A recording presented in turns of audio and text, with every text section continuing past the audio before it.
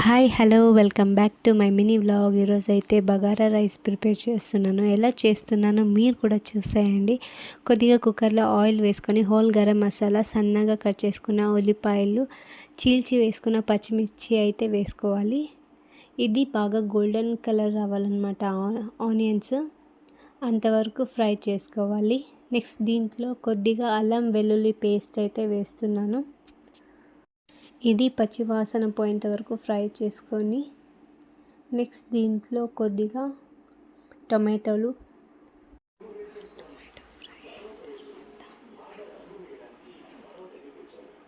Tomato fry అయిన తర్వాత కొద్దిగా పుదీనా, కొత్తిమీర వేస్తున్నాను.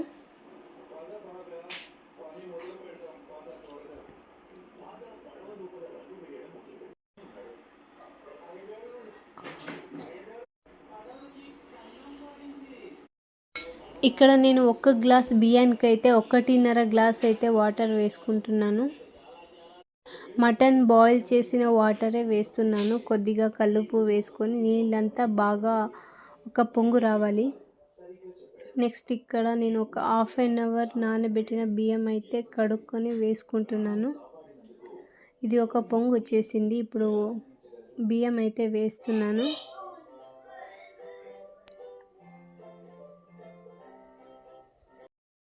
సగం అయితే నార్మల్ రైస్, సగం బిర్యానీ రైస్ అయితే వేసాను. బిర్యానీ రైస్ అంటే బాసుమతి రైస్. చూసారు కదా, 3 విజిల్స్ అయితే పెట్టాను. ఎంత పొడిగా ఎంత బాగా వచ్చిందో. వేడిగా తింటే చాలా బాగుంటుంది.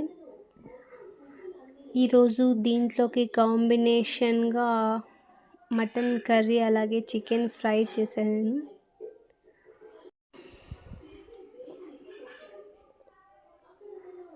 వేడిగా తింటేనే బాగుంటుంది. దీంట్లోకి చికెన్ ఫ్రై, మటన్ కర్రీ అలాగే ఆనియన్స్ చట్నీ కూడా చేశాను. ఇక్కడ నేను మటన్ వేసుకొని ట్రై చేస్తాను ఫస్ట్ ఎలా వచ్చిందో. బగారా రైస్ అయితే నేను ఫస్ట్ టైం ట్రై చేసింది. ఇంతకు ముందు అయితే అసలు చేయలేదు. పలావ్ అంటారు కదా, వెజిటేబుల్ పలావ్, అది ట్రై చేశాను కానీ బగారా రైస్ చేయలేదు.